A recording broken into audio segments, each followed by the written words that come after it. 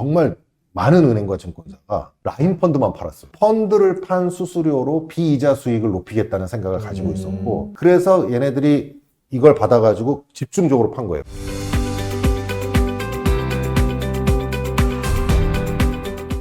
네, 우선 저 책 네. 제목이 은행은 왜 사기꾼이 되었나? 라는 제목이 좀 충격적인 게 은행은 신뢰의 상징 아닙니까? 네. 그렇죠. 보통 예전에 재테크 책 제가 진짜 옛날에 15년 전에 재테크 책 썼었거든요. 그때만 하더라도 은행을 자주 찾아가라. 그러면 은행원이 좋은 상품 알려준다. 그럼 은행원이 알려주는 거 가입하면 된다. 네. 라는 게 옛날에 재테크 책의 기본 룰이었었어요. 그래서 내가 이상하다. 아니, 네. 은행원들은 자기가 수수료도 높은 거 밀지 않나? 라고 하는데 재테크 책들이 다 그렇다고 하니까 많은 사람들이 그냥 은행원이 말해주는 거 가입하면 돈 번다라고 이렇게 또 생각하고 있는 거예요. 이제 그래서 저는 이 제목이 좀 충격적이죠, 좀. 그 얘기인가 싶어가지고 맞아요. 여쭤봤거든요. 은행이 신뢰를 깨뜨렸어요. 은행과 증권사가 그 믿음을 깨뜨린 겁니다. 그래서 사기꾼이 됐다는 거고, 예.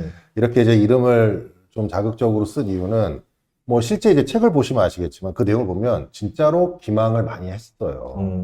그런 것들이 이제 은행이기 때문에 사기라고 보기 어렵다라는 생각을 가지실 수도 있는데, 은행이기 때문에 더욱더 사기라는 거예요. 왜냐하면 사기라는 건 신뢰를 악용하는 거거든요. 이 신뢰가 너무 높잖아요. 전혀 금융 지식이 없는 사람이 와가지고 이러니 저러니 그러면 그거 안 속지 않습니까? 근데 은행이 얘기하면 믿을 수밖에 없잖아요. 그러니까 그 신뢰를 이용해서 은행은 이득을 얻고 반면 투자자들은 큰 피해를 입었기 때문에 저는 이것이 이제 은행은 사기꾼이 됐다 이렇게 네. 얘기합니다. 왜냐하면 또 경력을 보시면 그 금융 관련 사건들 많이 네. 맡으셨잖아요. 네. 어떤 사건들 많이 해보셨어요? 제가 이제 과거 처음에 이제 시작했던 거지 한 10몇 년 전에 2010년도 11년도 경에 LIG 건설 CP라는 게 있습니다. CP라는 말이 어려운데 이게 이제 기업어음의 약자거든요. 그래서 이제 기업어음을 증권사에서 팔았어요. 우리투자증권이라는 곳에서 팔았습니다. 팔 때 뭐라 그랬냐면 LIG 건설은 망할 리가 없습니다. 왜냐하면 뒤에 LIG 그룹이 있기 때문이죠. 대기업이 있는데 이게 망하겠습니까? 그렇게 네. 얘기를 해서 네. 고객들이 아 그렇구나 그러면서 네. 거기에 대규모 큰 금액들을 넣었어요. 근데 그게 결국은 LIG 건설이 부도가 납니다. 그래서 결국 제로가 되거든요. 그래서 결국은 완전히 이제 전부 손실이 나게 되니까 네.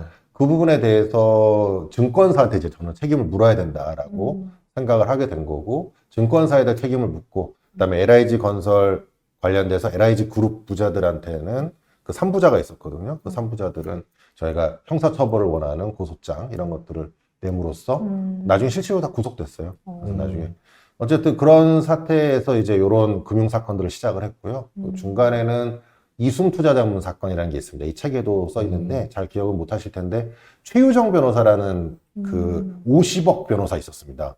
옛날에 뉴스 같은 거 보시면 수임료를 50억 받아가지고 보석을 내주겠다 뭐 해가지고 문제가 됐던 사건이 있고, 그때는 되게 떠들썩했어요.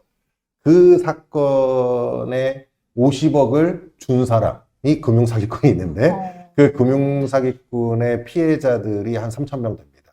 그때 그 사건의 피해자들을 또 제가 대리를 했었고요. 그 이후에도 이제 짜잘짜잘한 다양한 금융 피해자 사건을 하다가 지금 이제 라임 피해 사건 대리를 했던 거죠. 근데 보면 경제사범들은 네. 그 형량에 비해서 좀 처벌이 약한 것 같아요. 그 그렇죠. 이유가 어떻게? 피해 금액에 비해서 네, 형량이 피해 너무 금액에 낮죠. 비해서. 맞아요. 네. 너무 낮아요. 너무 낮아요. 네. 그게 우리나라의 문제입니다. 사실 미국 같은 경우에는 징역 100년, 80년 막 이렇게 나온단 말이에요. 그런데 우리나라는 기껏해야 뭐 10년, 15년 정말 금액이 막 몇 천억 단위가 되면 그렇게 되고, 조 단위 넘어가야 뭐 20년 뭐 이렇게 나오니까, 그러니까 차라리 그 사기를 치고 그 안에 있는 게 낫겠다 이런 생각을 할 수도 있는 거예요. 뭐 하루에 한 몇 천만 원씩 번다고 생각해. 하루에 잠자고 있으면 몇 천만 원씩 네. 계속 있다고 생각하면은, 네. 그러니까 이게 결국은 중한 처벌을 해줘야 됩니다. 강력한 처벌을. 왜냐하면 제가 여기에도 썼지만 경제살인이에요. 그 가족은 완전히 맞아요. 네, 망가지. 완전히 망가집니다. 예. 그 사람만 망가지는 게 아니라. 그러면 피해자가 한 명일 때도 그러는데 피해자가 1,000명, 3,000명 되면 그 3,000명 가족들까지 하면 10,000명이에요. 그렇죠. 이렇게 큰 피해를 입혀놓거든. 처벌은 뭐 징역 10년, 13년 뭐 이런단 말이에요. 예. 그러니까 이거는 제도적으로 바꿔야 된다. 그 예전에 보면은 뭐 조이팔 사건도 있었거든요. 보면 맞아요. 이렇게 친 다음에 해외로 도주한 상태에서 갑자기 음. 사망했다라고 발표를 해버리면 네. 이제 공소가 다 끝나버리잖아요. 맞아요. 실제로 좀 의심도 가나요? 그래서 진짜 사망한 거 맞나 아닌가? 모든 금융 피해 사건에서요, 예. 금융 사기꾼들이 항상 하는 게 있습니다. 구속돼 있으면 보석을 청구해서 나가자마자 밀항을 준비해요. 항상. 그래서 제가 했던 사건들이 대부분 다 그랬어요. 다 밀항 준비를 하고 있었어요. 그래서 돈을 그렇게 쓰는 거예요. 나 50억이든 100억이든 나 프로젝트만 줘라. 왜냐하면 밀항할 거니까. 그래서 그런 일들이 많고요. 실제로. 그래서 그런 사건들을 보게 되면 해외로 도주했을 때 실제로 사망했느냐. 저는 그것도 사실은 믿기 어려운 부분이 있어요. 얼마든지 조작할 수 있고, 네. 뭐 사람들 속이는 게 일인 사람들인데 네. 얼마든지 조작할 수 있겠죠. 그런 상태에서 이제 뭐 다른 여건으로 들어와서 국내에 들어와도 알 수도 없는 거고 네. 그렇게 되는 거니까. 그러니까요. 결국은 맞아요. 예방을 하는 수밖에 없어요. 처벌이 이렇게 약한데. 그래서 아마 책을 내신 게 아닌가라도 네. 생각이 듭니다. 변호사님 맡으셨던 네. 그 건 중에 또 라임 네. 그 사건을 음. 빼놓을 수 없을 것 네. 같은데 라임 투자 사건 이 이슈가 됐던 이유가 그러니까 라임 펀드가 엄청나게 많이 팔렸어요. 많이 근데 되게, 팔렸죠. 되게 특이한 게 뭐냐면 보통 우리 지금 은행이나 증권사에 가시면 펀드 상품이 한 보통 몇천 개 있습니다. 한 2천 몇백 개 정도가 보통 지금 나와 있어요, 시중에. 네. 그러면 그거 중에 괜찮은 상품들을 골라서 은행이나 증권사가 투자자들한테 권유를 해야 되잖아요. 예. 근데 이상하게 라임 관련된 펀드는요, 정말 많은 은행과 증권사가 라임 펀드만 팔았어요. 이해가 안 가요. 왜냐하면 미래에셋이나 이런 것처럼 네임드가 아닌 데가 갑자기 네. 이렇게 잘 팔린다? 말이 안 되잖아요. 말이 안 되잖아요. 네. 그 되게 신생이었고요. 예. 조그마한 회사였어요. 몇 명 안 되던 회사가. 음. 근데 갑자기 우리은행에서도 팔지, 신한그냥 금투에서도 팔지, 대신증권에서 팔지, 막 이렇게 하는 거예요. 특히 대신증권은 그 창구에서 누가 와도 라임 펀드만 팔았어요. 할아버지가 와도 라임 펀드, 은퇴자가 와도 라임 펀드, 주부가 와도 라임 펀드. 이게 위험 상품의 위험도에 따라서 권유가 달라져야 되거든. 이거는 이분한테는 안전한 거 해주고, 이분은 좀 위험한 거 해도 되고, 이렇게 해야 되잖아요. 그게 아니에요. 누가 와도 라임 펀드를 해주는 거죠. 그러니까 이런 식으로 해서 대규모로 팔리다 보니까 이게 팔린 규모가 수조 원인 거예요. 그리고 실제 피해 금액이 1조 6천억이라는 것이 실제 피해액이 더 큰 것 같아요. 지금 파악이 다 안 돼 있는 것 같기도 하고. 근데 어쨌든 피해 금액이 수조 원에 이르는 사건까지 이르게 된 거예요. 그 이유 중에 하나는 은행과 증권사가 이렇게 무분별하게 파는 거가 가장 큰 일조를 한 겁니다. 커미션이 크고 이득이 큰 거예요. 그리고 이때 뭐가 문제냐면 지금도 지금 대출이 많이 이루어지잖아요. 막 이러면 은행이 이자 수익이 엄청 올라가지 않습니까? 네. 그런데 이제 항상 모든 정부는 은행한테 이자 수익이 높은 거를 규제하려고 합니다. 너 이자 수익으로 자꾸 그냥 땅 짓고 헤어치기 하지 마. 이렇게 얘기하니까 비이자 수익을 높이려고 해요.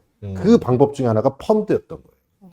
펀드를 판 수수료로 비이자 수익을 높이겠다는 생각을 가지고 있었고, 그래서 얘네들이 이걸 받아가지고 집중적으로 판 거예요. 특히 수수료가 높으니까 더 많이 팔았죠. 왜냐면 예전에 한창 없다가 방카슈랑스라는 거 생겨가지고 네, 방카슈. 보험을 열심히 팔았었거든요. 맞아요. 근데 이제 보험이 한창 이제 해가 지고 좀 인기가 없던 시절에 이제 다시 펀드가 또 뜨면서 이걸 또 많이 팔았었던 맞아요. 게 아닌가. 그래서 라인 펀드 사건 구조를 이제 보니까 이게 아예 작정한 것 같던데요. 지금 작정했죠. 이렇게 보신 이유가 이제 어떤 건가요? 이게 보통 우리가 일반적으로 그 금융 불안전 판매 사건하고 완전히 달라요. 이거에 피해를 입은 사람들한테 예전에 이제 라임 사태 한창 터졌을 때 막 댓글 같은 거 이러잖아요. 아, 돈 많아가지고 투자했다가 손실 입었으면 당연한 거지 뭐 이렇게 이제 얘기하시는 분들이 많았고, 그렇기 때문에 안 그래도 피해 입어서 억울한데 이제 그런 억울함까지 같이 받게 되잖아요. 실제 이제 요 사건을 까서 보면 이건 불안전 판매가 아니에요. 불안전 판매란 원래 위험한데 제대로 설명을 안 했고 그 위험이 원래 위험도가 발생돼서 그러는 펀드가 부실화되는 거잖아요. 네. 그러니까 이거는 어떻게 보면은 통제할 수가 없는 거예요. 근데 지금 이거는 애초에 내부부터 전부 썩어 있었던 거예요. 그러니까 애초부터 거기에 멀쩡한 사과가 없어서 박스에 네. 다 썩은 사과밖에 없었던 거예요. 다 거짓말이었어요. 거짓말. 그래서 투자자들한테 거기에 1등급 기업들의 뭐 회사채가 있었다 뭐 이렇게 얘기했지만 저희가 이거 조사하면서 나중에 소송하면서 까보니까 1등급은 하나도 없었어요. AAA 등급이라고 했는데 AAA 등급 채권은 하나도 없었어요. 오늘 제로죠. 사기네요. 다 B등급도 조금 있고요. 나머지 다 CD 그런 기업들 위주였어요. 그러면 이 사람들이 왜 그랬느냐?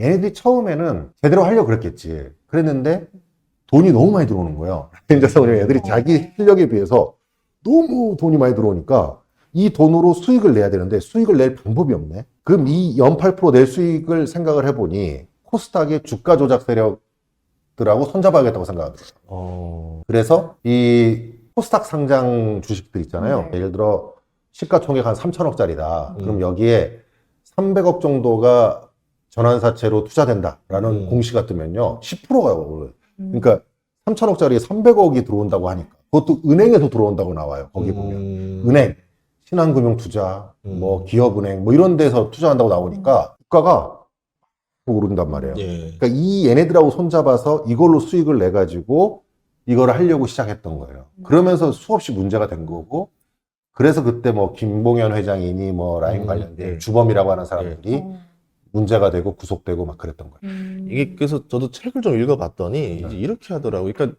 보통은 한데 그 전환사채를 담보로 잡아서 돈을 빌려주고 이제 그거를 결국은 이제 다 까먹잖아요. 그러면 까먹고 나면 돈을 뒤로 빼돌리는 작업을 어떻게 한 거예요? 그러면? 이 코스닥 상장의 네. 특징은 뭐냐면은 네.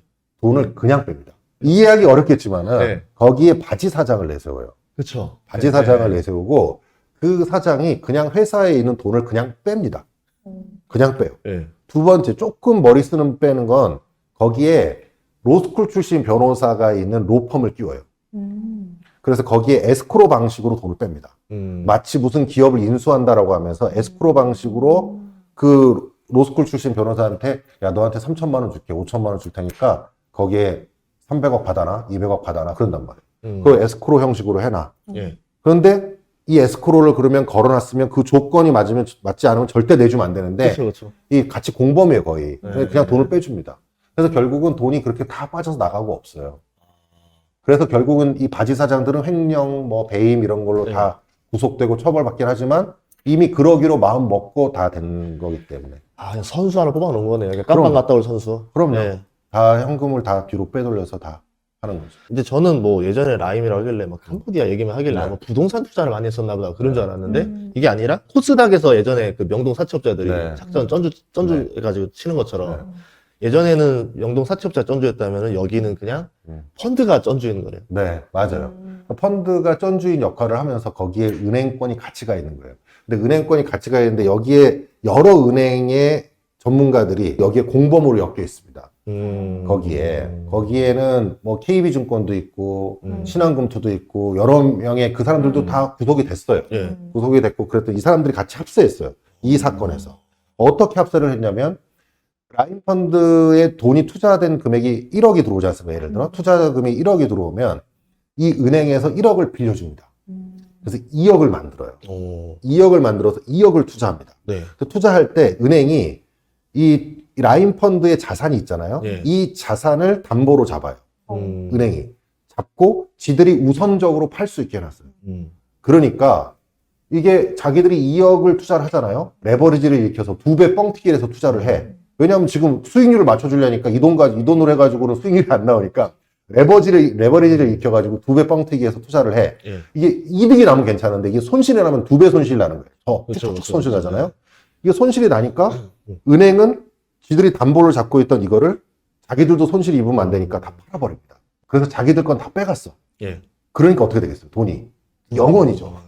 그래서 제로가 됐고. 제로가 된 거예요. 50% 빠지고 50%는 팔아서 다 가져가 버렸으니까 제로가 된 거예요. 그래서 투자금이 영원이 됩니다. 그러니까 이 구조로 라인펀드 사태가 발생을 한 거고 여기에 그 각종의 명동 사채업자부터 시작해서 금융사기꾼들이 대부분 껴 있어요. 그래서 여기에 뭐 캄보디아에 투자한 거, 그다음에 메트로폴리탄이라 그래가지고 부동산 투자한 거, 그다음에 이런 기업 사냥꾼 이게 세 부류로 나눠져 있는데 이 세 부류에 각각 그 핵심 멤버들이 있습니다. 핵심 그 주범들이 있어요. 근데 주범들 중에서 지금 2명만 잡혔고 아직 1명은 안 잡혔어요. 한 명이 어떤 담당이에요? 메트로폴리탄 네. 그쪽이 안 잡혔어요. 메트로폴리탄은 무슨 사건인가요, 그게? 메트로폴리탄이라고 예. 하는 전혀 근거가 없는 회사를 하나 만들고 네. 그 회사에서 각종의 부동산 투자를 한다 그러면서 라인펀드 돈이 거기에 대규모 투자가 됩니다. 그걸로 각종의 시행 사업을 하면서 투자를 해요. 근데 회수가 안 돼. 그 돈은 어디서 빠졌는지 알 수가 없어. 그럼 지금 잡힌 그 두 주범은 형량이 어떻게 돼요? 그 주범은 자기네들 그 회사에서 돈 뺀 것만 처벌이 됐지 라인 펀드에서 자기들이 해가지고 한 그 조직적인 부분은 밝혀지지 못했어요. 그래서 그 부분에 대한 형량은 뭐 꽤 받긴 받았지만 그리고 한 사람은 아직도 재판 중인 걸로 알고 있고 하지만은 실질적으로 이 라인 펀드 전체를 그려가지고 전체의 구조적 불법으로 처벌은 못했어요. 못했습니다. 그때 이제 증권범죄 합수단이 폐지되면서 그 전문가들이 다 남부지검에서 다 날아갔기 때문에 수사를 제대로 못했어요. 그리고 그때 그 김봉현 회장은 한번 뭐 도주도 한번 했었잖아요. 도주했죠, 도주. 근데 이 도주도 정보를 어떻게 알았는지 그 타임에 차가 딱 와가지고 무슨 드라마 마냥 딱 태우고 가버렸잖아요. 맞아. 그때도 네. 제가 페이스북에도 굉장히 계속 의혹을 제기했는데 이 김봉현 회장이 당시 검찰 수사관들하고 굉장히 친밀했어요. 그때 뭐 검사 그 술집 룸사롱 접대도 있었고 막 그랬잖아요. 그러니까 그 접대 과정과 관련돼서 그 나모 검사는 기소가 됐고 그래서 그 내용도 여기에 써 있는데 이 검찰과의 유착 뭐 이런 것들이 있는 상태였기 때문에 이게 믿음이 안 가는 거예요. 도주를 했는데 잡는 사람이 없어. 네. 그래서 이 사람하고 그때 그 라임 자사운용 부회장 이종필 부회장하고 둘이 같이 합숙하면서 도망 다녔거든요. 자산운용사하고 일종의 기업 사냥꾼, 요 둘이 같이 합세해가지고 같이 도망 다녔어요. 거기에 현금을 이만큼 몇십억을 넣어가지고 그 이사 다니는 가방 있잖아요. 그거 끌고 다니다가 허리 디스크 나갔다는 거 아니에요. 그거 너무 무거워가지고. 그래가지고 어쨌든 둘이 경찰하고 뭐 이렇게 그때 언론에서 자꾸 문제가 되니까 결국 잡혔어. 잡혔는데 어쨌든 이거 그때도 굉장히 수사 과정에서의 문제점 이런 것도 굉장히 많았어요. 그럼 이 펀드에 가입했던 투자자들은 돈을 어느 정도 돌려받긴 했나요? 어떻게? 그래서 이제 이거를 이 사기꾼들을 상대로 소송을 해봐야 여기는 이제 형사처벌해가지고 고소 고발하는 거고 저는 이제 누구를 상대로 하는 걸 전문으로 하냐면 증권사와 금융기관을 상대로 소송을 계속 해왔어요. 왜냐면 애초 앞단을 막아야 된다고 저는 생각을 하거든요. 이게 만약에 은행과 금융증권에서 필터링을 해줬으면 피해자가 이렇게 발생하지 않았어요. 그렇죠. 이 사람들이 적극적으로 모았다니까. 이 사람들이 사람들을 잔뜩 모아놓고 막 이게 엄청 안전하고 이거 절대 부도 안 나고 정말 안전하고 고수익입니다. 저를 믿으십시오. 이러면서 다 팔았단 말이에요. 그렇게 하면서 수없이 많은 피해자가 발생했기 때문에 이 앞단을 막아줘야 돼요. 이 뒤에 있는 애들 처벌해봐야 여기 애들은 다 도망갔고 다 돈도 다 빼돌리고 없어요. 그래서 저는 이제 은행과 증권사를 상대로 소송을 계속 해온 거고 대신증권을 상대로 소송을 해서 제가 100% 1심에서 승소를 했단 말이에요. 전부 승소를 해서 한 번도 증권사를 상대로 승소한 적이 없습니다. 100% 그 사기 취소로 인정받은 사례가 최초로 1심에서 승소를 했는데 이게 이제 김앤장 상대로 이겼는데 이제 항소심에 갔더니 이제 김앤장에다가 다른 또 대형 로펌이 막 붙어가지고 진행을 했는데 그러다가 항소심에서 80%로 떨어졌어요. 배상 비율이. 그 역사적 판결이 깨졌어요. 그래서 어쨌든 최종적으로는 80% 배상으로 끝났고 그것 때문에 이제 분쟁조정위원회에서 다른 피해자들한테도 80%를 기준으로 다 배상하라는 기준안이 나오게 됩니다. 그래서 어쨌든 그렇게 해서 피해는 그래도 어느 정도 회복을 할 수가 있게 됐죠. 큰일이네요. 왜냐하면 대부분 사건은 이렇게 되면 못 돌려받는 게 대부분이었는데 그래도 80% 돌려받은 게 어디예요? 그래서 지금은 저는 은행과 증권사를 계속 압박하는 이유가 뭐냐면 제가 이렇게 써가지고 마치 뭐 은행을 비난하고 싶어서 그러는 게 아니에요. 은행을 더욱 신뢰할 수 있도록 만들자는 게 제 핵심인 거예요. 여기에서 피해를 확산시킨 거는 명백해요. 이거에 대한 잘못은 은행과 증권사에게 있는 거예요. 신뢰가 크면 클수록 그거에 대한 비난을 더 많이 받아야 되는 거거든요. 그런데 은행과 증권사랑 소송하면 법정에 가면 뭐라 그러는 줄 알아요? 니들도 속았다는 거야. 맞아요. 몰랐습니다. 아, 내가 소송하러 가면 니들도 라임 자산운용이 그럴 줄 몰랐다는 거야. 뭘 몰라. 다 알았어요. 그래서 몰랐다고 변명을 하는 거를 판사가 그대로 믿어주고 정말 모르셨던 것 같아요. 그러면서 기각시키는 경우가 많아요. 근데 제가 이긴 이유는 뭐냐? 나는 가서 이거를 다 확인했어요. 그리고 이종필을 내가 접경 가서 만났어. 내가 여기에도 써놨지만. 이종필이 이 라임 자산운용의 부회장 핵심이에요. 지금 구속돼 있고 지금도. 이분 만나서 아니 은행하고 증권사 갈 때 이거 이 사람들한테 내용 안 알려줬어요? 다 알려줬대. 자기가 뭐 어떻게 할지. 그거 나한테 우리 증언 좀 해줘. 이렇게 제가 부탁을 해가지고 그래서 우리은행 소송에서 그쪽을 증인으로 제가 불렀어요. 그래서 이 사람들이 은행에 가가지고 이 펀드, 자기네들 펀드 상품을 얘기할 때 이게 블라인드 펀드라고 얘기하는데 원래는 모르게 돼 있거든요. 그렇죠. 근데 블라인드 펀드인데 다 알려줬어. 사실은. 아, 이렇게 할 거야. 네. 여기다 이거 이렇게 담아서 이렇게 할 거라는 걸 어느 정도 알려줬다는 거를 확인했기 때문에 그래서 우리은행 상대로도 제가 이겼죠. 원래 블라인드 펀드라고 그러면 자그마한 네. 모집만 하면 되는 거니까 맞아요. 뭐 그 뒤부터는 운영사 책임이지 우리 맞아요. 은행이라 찍어서 모른다. 맞아요.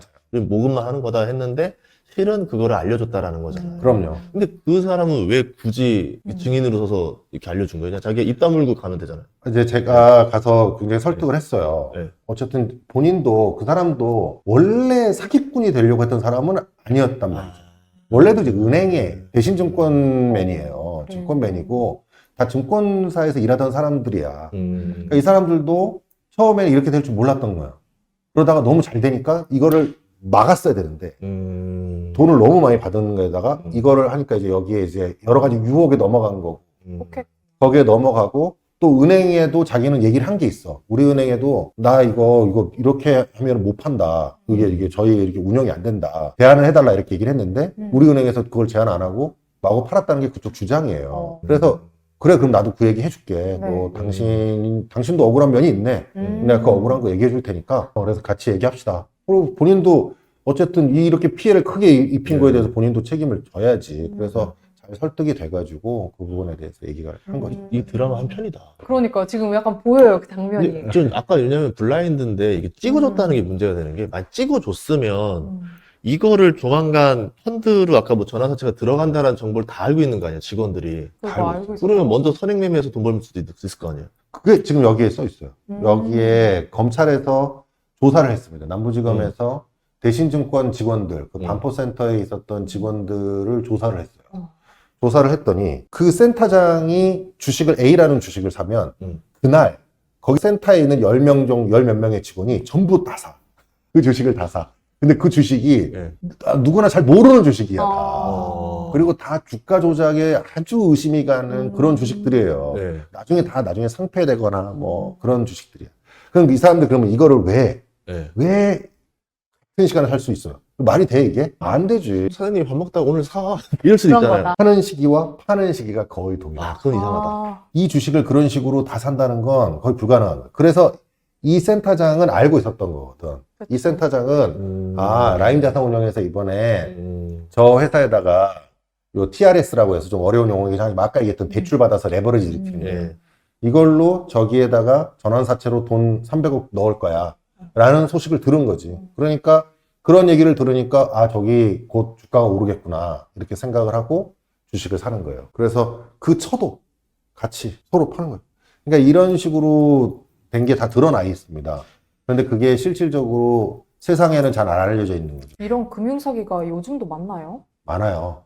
더 많아졌어요. 금융사기뿐만 아니라 저기 테헤란로에 있는 다단계. 이 방송 보신 분들은 절대 테헤란로에 있는 다단계 업체 가시면 안 돼요. 제가 선릉 그쪽에 안 갔습니다. 네. 거기 다 있어. 거기에 가면은 갑자기 점심시간 되면 뭐 이렇게 우르르 사람들 나오거든요. 본인이 거기에 우르르 나오고 있다면 지금 사기 당하고 있다고 생각하시면 돼요. 거기 있으면 풍지 박살나서 정말 한강에 가느냐, 한강에 가기 전에 멈출 것이냐, 본인이 지금 선택해야 돼. 지금 이 방송을 들으면. 거기에 가 있으면 어느 순간에는 누군가는 한강에 가야 돼요. 네. 그러니까 본인이 가기 싫으면 오늘 이 방송 보고. 네. 그 다음에 지금 주가 조작이 코스닥 시장에 굉장히 많습니다. 그러면 개인적으로 지금 코스피랑 코스닥이 둘 다 오르고 있는데 코스닥은 투자 안 했으면 좋겠다 쪽이세요? 저는 코스닥을 투자하시는 분들은 되게 조심하셔야 돼요. 굉장히 조심하셔야 됩니다. 왜냐하면은 공시가 신뢰성이 많이 부족해요. 공시의 신뢰성이. 네. 지금 사실은 뭐 전환사채 공시 같은 거, BW 공시 같은 거 이런 것들이 나오잖아요. 그 공시들을 보면은 거기에 무슨 투자조합에서 한다. 이러면 굉장히 의심해 보셔야 돼요. 그러니까 그 너무 많아졌어요. 갑자기. 네. 그 투자조합이라는 게 대부분 명동 사채업자거나 소위 쩐주라는 분들이 거기에 들어가 있어요. 근데 여기에서 이걸 통해서 주가를 움직입니다. 그리고 이게 시가총액이 작다 보니까 작은 금액으로 움직일 수 있고요. 또 물량도 자기들이 쥐고 있어요. 상당히 많이. 차명 계좌를 통해서 들고 움직인단 말이에요. 그러니까 굉장히 그 개미 투자자들 입장에서는 그걸 감당해낼 수가 없습니다. 네. 떨어질 때는 너무 갑자기 떨어지고 그 떨어지는 순간에 빠져나가겠다는 생각을 하기가 굉장히 어려워요. 안 되죠. 안 됩니다, 사람이. 네. 사람 심리가 네. 못 빠져나와요. 그러면 이제 그때의 그 피해를 이제 점점 더 많이 입게 되고 더 심하면 이제 거기다 물 타는 사람이 이제 최악이지. 그럴 수밖에 없는 게 또 종목 토론방 같은 데 가면은 네. 이제 또 그 댓글 선수들을 집어넣어서 버텨야 된다, 좀 소재 나온다 해서 못 팔게 맞아요. 홀딩 시켜버리잖아요. 맞아요. 그리고선 자기 물량 다 정리시키고. 자기들이 정리합니다. 너무 나빴다. 그래서 코스닥은 개인적으로 저도 예전에 보면은 이게 있다는 게 느껴져요. 이 호가 창만 보더라도 이게 있어요. 근데 맞아요. 와, 이게 들어갈 땐 맘대로지만 나올 땐 내 맘대로 아니라는 건 좀 아셨으면 좋을 것 같아요. 진짜. 맞아요. 요즘 주식하는 분들도 많으신데 진짜 주의 깊게 들어야 되는 부분인 것 같아요. 그래서 저는 이게 뭐냐면 뭐 그 가끔 맨날 나오는 코스닥 사건 얘기 보면 명동 사채업자랑 맨날 이제 이야기 나오잖아요. 지금도 그런 게 좀 횡행한가요? 많아요. 지금도 많습니다. 코스닥사들이 대부분 주가 변동이 심하잖아요. 네. 이 주가 변동이 심한 주식들에 대해서는 주담 대출이 안 나옵니다. 일반적인 금융권에서는 안 나와요. 그러니까 결국은 사채업자로 보통 가게 됩니다. 그러니까 저축은행까지 갔다가 저축은행에서 안 받아주면 명동 사채업으로 가게 되고 그 사채업자들이 그 주식을 담보로 받아서 담보 비율을 뭐 160에서 180 정도로 높게 잡아가지고 네. 들고 있다가요. 담보 비율이 떨어지면 바로 팔아버리는데 문제는 뭐냐? 사채업자에게 담보가 됐다는 사실은 공시가 돼 있지 않습니까? 근데 그게 원래는 네. 누가 공시를 해야 되냐면 네. 대주주가 자기가 공시를 해야 돼요. 해야죠. 근데 대주주가 공시를 안 합니다. 주가 떨어질까 봐. 주가 떨어질까봐 공시도 안 하고 그걸 뭐 누가 알겠어. 그리고 거기다 맡겨놓고 그냥 어떤 사람은 진짜 악의적인 대주주는 어차피 이 회사 망했다. 나 이거 청산해야 되는데 자기가 팔 수 없잖아요. 네. 이걸 시장에서 팔다가 난리가 나고 또 팔 수도 없고 네. 또 락에 걸리는 경우도 굉장히 많고 그렇죠. 그러니까 이거를 글로 남기는 거예요. 아, 대주주는 그러면 그 그 받은 돈으로 돈으로 이제 자기 엑시트 끝난 엑시트하는 거고 거죠. 나머지는 이제 우박사 같은 사람이 알아서 처리해 맞아요. 준다. 네, 싸게 엑시트하는 거예요. 싸게 엑시트하는 겁니다. 그래서 이게 약간 네. 악의 공동체인 거죠. 그렇기 때문에 이 코스닥 상장사는 특히 조심을 하셔야 돼요. 그러면 뭐 예를 들어 보통 주주 명부 마감하잖아요, 연말에. 네. 그럼 그때는 다시 폐쇄하죠. 채워 넣어주는 거예요? 아니 뭐 채워놓지도 않아요. 그냥 끝나버리죠. 그냥 이미 거기까지 갔다는 건 이미 사형 선고네요. 그냥 이미 네. 늦었습니다. 그냥 자기네들은 그냥 거기에 그냥 허위 공시해요. 그러고 나서 나중에 걸리면 네. 그때 수사 받고 벌금 내고 그러니까 이제 주주 그 5%를 공시 같은 것들을 허위로 했다고 해가지고 막 중한 처벌 받는 게 아니라 허위 공시 뭐 벌금 1,000만 원 자본시장법 위반으로 1,000만 원 이렇게 받거든요. 그러니까 뭐 벌금 내고 말지 이런 경우도 많고. 미국은 좀 처벌이 세지 않아요? 미국은 처벌이 엄청 세죠. 미국은 기본적으로 이런 주가 조작이나 뭐 이런 금융 관련된 사기 범죄 이런 것들에 대해서는 굉장히 중하게 처벌하고 거기에뿐만 아니라 미국은 자본주의 사회잖아요. 그래서 시빌 페널티라 그래가지고 민사벌 제도가 있어요. 그러니까 우리는 꼭 형사 재판을 해가지고 벌금을 주잖아요. 네. 거기는 민사벌 제도가 있어가지고 민사벌로 페널티를 엄청 줍니다. 그러니까 막 수천억, 뭐 몇 조 막 이렇게 페널티를 받아요. 증권사나 금융사가. 와. 그러니까 거기는 차원이 다르고요. 뿐만 아니라 거기는 금융사가 만약에 금융 직원이 한 번 그런 일을 벌이잖아요. 네. 그러면 거의 영구 퇴출됩니다. 그래서 다시는 금융회사에 네. 일할 수가 없어요. 한국도 그래야 되는 거 아니에요? 우리나라는 어떠냐? 제가 이 라임 사태로 얘기할게요. 라임 사태 때 이거 팔았던, 라임 펀드 팔았던 네. 증권사 직원들이 지금 어떻게 돼 있을 것 같습니까? 제가 고소 고발해 놓은 사람 빼놓고, 일 잘하고 있을 것 같아요. 그 사람들 승진한 사람도 있어요. 승진했다. 승진을 하거나, 다른 증권사로 더 좋게 가거나. 이게 자기들끼리 그 내부적인 그 카르텔이 있습니다. 왜 그러면 그 사람들을 승진시켜 주겠어요? 입막음 하는 거지. 네. 이게 농담이 아니에요. 진짜로 그 사람들을 승진시켜 줍니다. 그리고 좋은 보직으로 보내줘요. 네. 그 이유는 이 사람들이 제가 법정에 가면 증인으로 부를 사람들이거든. 그렇죠. 이 사람들이 만약에 너 이거 불안전 판매했고 너 잘못이야.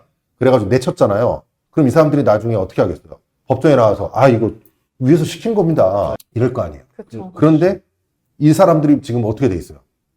승진해 있다니까. 승진해 있고 요직에 있기 때문에 네. 법정에 부르면은 자기들은 그런 일이 없고 저희도 뭐 라임 자산을 속을 수밖에 없는 거 아니겠습니까? 그렇기 때문에 대한민국 금융 시스템이 잘못돼 있기 때문에 제가 이런 책을 쓰는 거고 그리고 그 사람들 지금 직책이 어떻게 돼 있나 보시면 깜짝 놀랍니다. 이게 맨날 그런 말 있잖아요. 큰 사기를 치면 오히려 차라리 벌도 덜 받고 맞아요. 애매하게 치는 게 오히려 더 크게 받는다고. 맞아요. 결국은 그 우리가 안 속는 게 땡이네요. 이거 속지 말아야죠. 그러니까 어쨌든 지금 어떤 신뢰성이 많이 부족한 상태에서는 법과 제도로 신뢰성을 부여해주는 수밖에 없어요. 왜냐하면은 어떤 사람의 개개인을 신뢰할 수는 없거든요. 은행 직원을 믿는다? 이건 말이 안 되고 은행 직원이 그런 거짓말을 하지 못하도록 제도가 돼야 되는 거잖아요. 그래서 법과 제도를 정비하는 게 굉장히 중요하고 그 다음에 감독 시스템이 꼭 필요한 거죠. 지금 펀드가 이렇게 지나치게 많이 팔리고 있을 때 이것에 대한 감독을 했어야 되는데 라인 펀드가 이렇게 많이 팔리고 있을 동안 금융감독은 뭐 했냐 이 말이에요. 금융감독은 자산운용사에서 어떻게 하고 있는지 금방 알거든요. 그리고 그 매년 보고를 받아. 자산운용 실태와 관련된 보고도 받고 그리고 지금 자산운용을 하고 있는 운용액도 보고받는단 말이에요. 그러면 맨 처음에 뭐 몇십억 하던 운용사가 갑자기 몇 조를 하고 있으면 이상하잖아. 그러면 도대체 이 금액을 어떻게 운용할 능력이 있는지를 조사해봐야 될 거 아니에요. 조사 안 해본 거야. 안 해보고 나서 나중에 터지고 나서 뒷북 치면서 뭐 이렇게 하니까 그러니까 결국 지금 우리 사회가 신뢰를 보존하는 시스템이 많이 부족한 상태다. 근데 약간 펀드라는 게 조건이 엄청 까다롭잖아요. 설명을 들어도 일반 개인 모르지. 투자자들은 모르는데 모르죠. 증권사들은 설명도 좀 세부 사항은 안 알려주고 그러니까 말씀해 주신 것처럼 약간 안 망한다, 망할 리가 없다 이렇게 하는데 그럼 지금은 뭐 법적으로 뭔가 없는 거예요? 그래서 지금 문제가 뭐냐면 이게 이 라임 사태가 벌어지고 나서 금융소비자보호법이라는 게 생겼어요. 그런데 이게 이 금융사건과 관련된 이런 것들을 실제로 피부로 모르는 사람들이, 국회의원들이 법을 만들다 보니, 그냥 사건 터지고 나고 언론에 터지고 나온 걸 만들다 보니, 내용을 어떻게 만들어놨냐면, 은행과 금융기관은 뭐뭐 해야 한다고 다 넣어놓은 거예요. 그럼 그걸 확인받아야 된다고 써놨어. 그러니까 굉장히 촘촘하게 확인받아야 된다고 써놨어요. 그런데 문제는 뭐냐면, 그 법 때문에 은행과 증권사가 여러분들 뭐 하려고 그러면 핸드폰에서 그냥 다 이렇게 사인하게 해놨잖아요. 너무 많아. 못 봐. 볼 수가 없어. 그러니까 더 읽기 어려워졌어. 더 읽기 어려워서 무조건 다 동의하게 돼 있어요. 나도 동의해, 나도 그냥. 맞아요. 읽기가 너무 귀찮으니까. 그러면 그걸 동의하고 나면 어떻게 되느냐. 이제는 배상 책임을 물을 수가 없게 돼요. 왜냐면 나는 다 사인했잖아, 거기다. 다 읽으셨죠? 확인했죠? 거기에 위험하다는 거 다 들으셨죠? 그게 지금 바뀐 거예요, 그렇게? 그 전보다 더 타이트하게 바뀌는 그냥 거예요. 결국은 이 쓰는 종이만 더 두꺼워졌다. 그렇지. 절차에 예전에는 없이. 예전에 이렇게 서류 종이에다가 이렇게 해서 위험한 거 확인하셨죠? 뭐 이런 거에서 이렇게 그냥 사인했으니까 이게 뭐 제대로 설명이 안 됐습니다. 이렇게 주장을 할 수 있었는데 지금은 이제 본인 인증을 다 해가지고 파워 인증이니 뭐 인증해가지고 다 자기가 날인한 게 이제 명백한 상황이 돼버리고 체크도 본인이 체크하게 다 돼 있잖아요. 그러니까 결국은 은행 직원이 시켜서 했지만은 본인이 다 한 것이 돼가지고 소송에 가면은 이게 굉장히 어려워지게 됐어요. 그러니까 더 판이 안 좋아진 거죠. 그러니까 이거를 법을 그렇게 만들면 안 되고 이 입증 책임을 바꿔주는 걸로 바꿨어야 돼요. 입증 책임을 전환해줘야 돼요. 그러면 이 사람에게 정말 위험성을 어떻게 설명했는지를 입증하도록 해야 되는데 이 사람들은 그냥 입증 책임이 이제 완전히 가벼워진 거야. 금융기관이. 그 사람 사인했다니까요. 이걸로 입증 책임이 이루어져 버리게 되니까 법을 잘못 만든 거지. 법에 그렇게 만들면 안 돼. 내가 이 상품의 구조가 어떤 것이 있고 이 상품은 이런 면에서 위험하다는 걸 정말 명확히 알려줬습니다라는 걸 녹음하도록 하고 그 위험성을 어떻게 알려줬는지까지 입증하도록 만들었어야 되는데 입증 책임을 전환시켰어야 되는데 그러지 못한 부분이 지금 제도의 한계예요. 그래서 더 지금 안 좋아졌어요. 왜냐면 점점 좀 대출도 더 두꺼워졌고 부동산 서류도 더 두꺼워졌고 그러니까 뭔가 사건 터질 때마다 서류만 더 두꺼워지는 서류만 거예요. 더 두꺼워지는 거예요. 그리고선 피해자는 그럼 주느냐 별로 주는 것도 모르겠고 그렇죠. 계속 어차피 나오긴 나오잖아요. 아니면 은행이나 얘네들 판매 수수료를 상한제를 걸어놓는 방법도 괜찮지 않을까? 그 수수료를 뭐 상한제를 건다 수수료를 얼마로 하느냐 사실은 그거는 이 사건의 본질은 아니에요. 수수료가 높아서 이 사람들이 욕심을 내 가지고 많이 판매하느냐 이거라기보다는 수수료 수익은 사실 크게 얼마 안 되거든요. 이게 보면은 이것보다는 이 증권사에 있는 사람이 이 운영사와의 어떤 유착관계도 내부적으로 좀 있고요. 상당히 있고. 사실 이 라임 사태도 그거예요. 다 같이 친한 사람들이야. 그리고 또 은행과 아까 얘기했던 증권사, 특히 은행의 비이자 수익을 늘리고자 하는 그 욕심 때문에 이런 부분이 발생을 하는 거라서 이게 어떤 뭐 수수료 하나로 볼 게 아니라 전체적인 금융 시스템 구조를 좀 개혁해야 돼. 아니면 이런 것도 있으면 좋을 것 같아요. 그 유튜버나 뭐 이런 사람들 어플 만들어서 시중에 나온 거 펀드나 이거 싹 네. 다 봐서 네. 투자 부적격 이거를 개인이 평가를 다 내주는 거지. 근데 이 사람을 또 매수해버리면 끝나버리니까.